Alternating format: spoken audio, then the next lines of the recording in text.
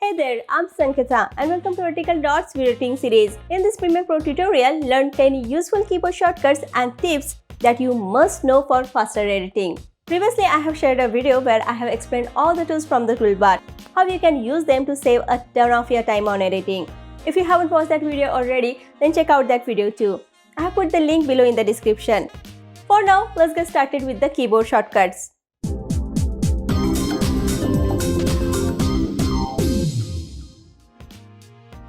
First one is Add Edit. For this, default keyboard shortcut is Ctrl+K. Suppose you want to cut this clip here, then rather than using razor tool to cut that clip, you can just hit Ctrl+K to cut it. It will cut that clip at playhead's position. And if you won't select any clip, then it will cut all those clips at once. Or you can hold Ctrl+Shift and hit K to cut all the clips at once. But I have assigned X key for Add Edit. So if you click on Edit, click on Keyboard Shortcuts. Here you will see all the default keyboard shortcuts and you can make changes to it, make it custom. Let's look for Add Edit. And you will see the default keyboard shortcut here.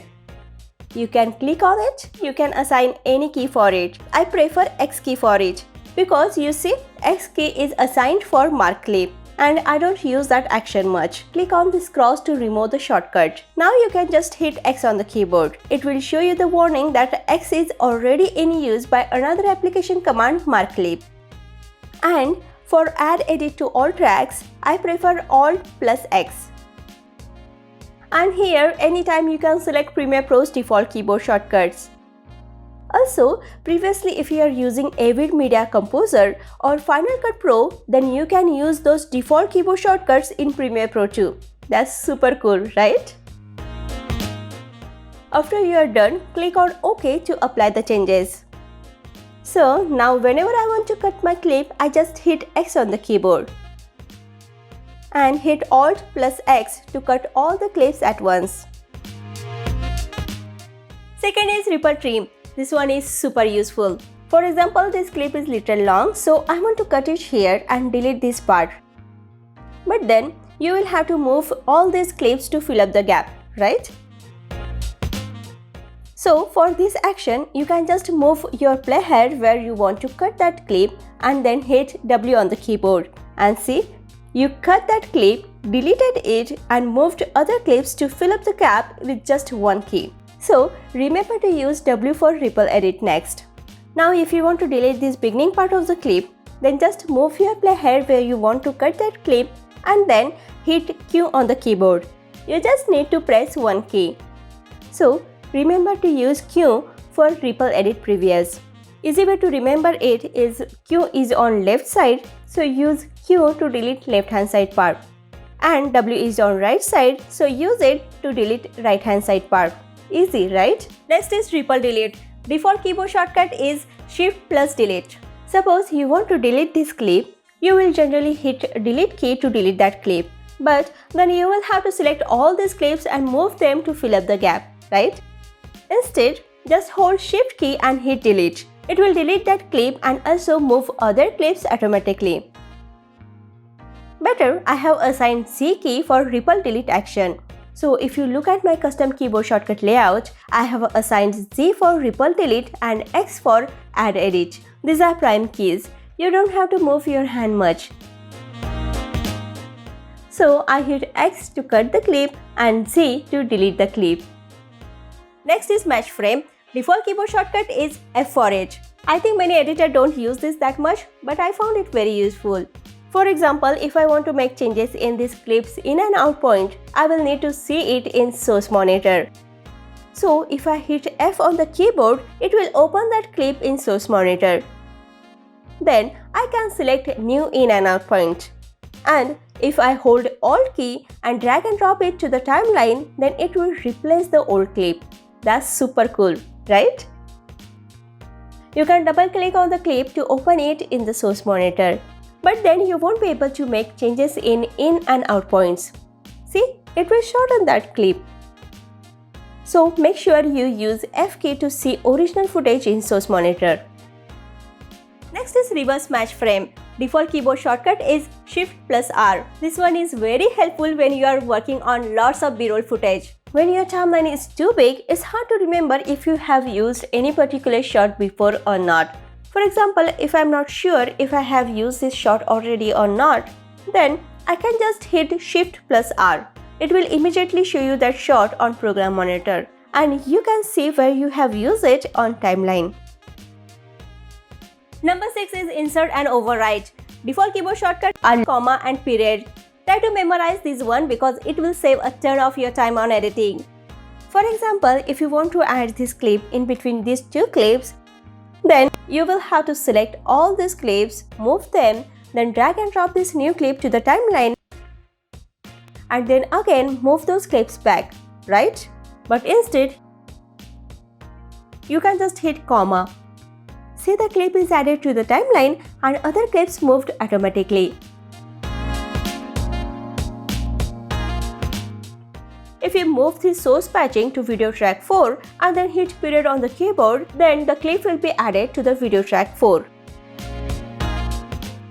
When you are just adding B-roll footage to the timeline, then you can just hit I and O to select the in and out point and hit comma to add that clip to the timeline.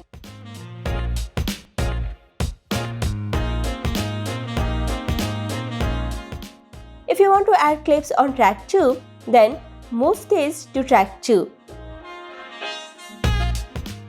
and hit period or full stop to add clips there. Next is Zoom Monitor. There is no default keyboard shortcut is assigned for this one, so you can assign any key you want. This one is very useful when you are doing masking. To zoom in Program Monitor, you usually go here and select 400% or 200%, and then you will scroll up and scroll down. To zoom out, you will probably select 50% or 75%, and to fit to monitor, you will again click to fit, right? But you can assign keyboard shortcuts for these actions. Go to Edit, click on Keyboard Shortcuts, and look for Zoom. Scroll down a little bit, and here under Program Monitor panel, you can assign keyboard shortcuts for Zoom Monitor in, Zoom Monitor out, and Zoom Monitor to fit. And as you can see, I have already assigned plus, minus, and dot keys for them from this number panel. So whenever I do masking, I hit plus key to zoom in, then I hit H to get the hand tool, then again I hit V on the keyboard to get the pen tool.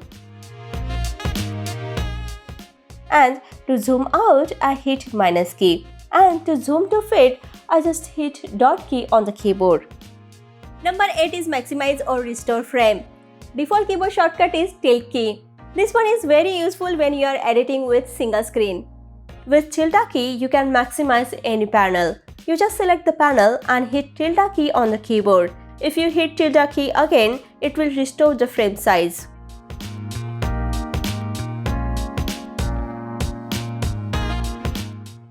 And if you hold Ctrl key and hit tilde key, then it will make Program Monitor full screen. I use this one all the time because we always want to see our changes on full screen to get a better view, right?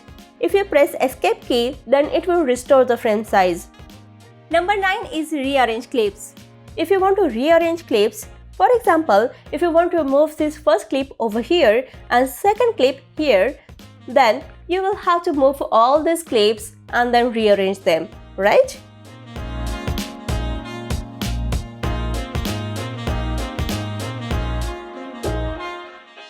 But instead, you can rearrange them with just one move. Just hold Ctrl and Alt keys and you can rearrange the clips. And last, we will talk about Alt key or Option key. This key is very useful. Alt key on Windows and Option key on Mac. So if you want to copy any clip on the timeline, you usually copy it and paste it, right? But instead, you can just hold Alt key and move it where you want to paste it. It will copy that clip in just one action. Use Alt key or Option key to duplicate the clip. Another use of Alt key is, if you want to move any clip up or down, it will be little hard to move them perfectly. So, you can just hold Alt key and use up arrow key and down arrow key to move them, then they will be moved perfectly. Just keep one thing in mind, that if there is another clip in between, then it will cut that clip, like this. With Alt key, you can also unlink clip easily. For example, this video and audio clip are linked together, so if you want to select them separately, then you will have to click here to unlink them first. And then again you will have to remember to click here to activate that button, otherwise all clips will remain unlinked. But instead, you can just hold Alt key and click on audio or video clip, whichever you want to select. Then it will just select that part and then you can make changes to it.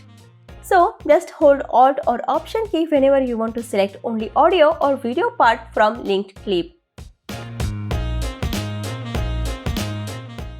That's it for now. I hope you liked this video and learned something new. If you did, then please hit the like button and subscribe to the channel. And feel free to share your comments below. In the next video, I will give you 10 more useful keyboard shortcuts. So stay tuned. Bye for now. See you next time.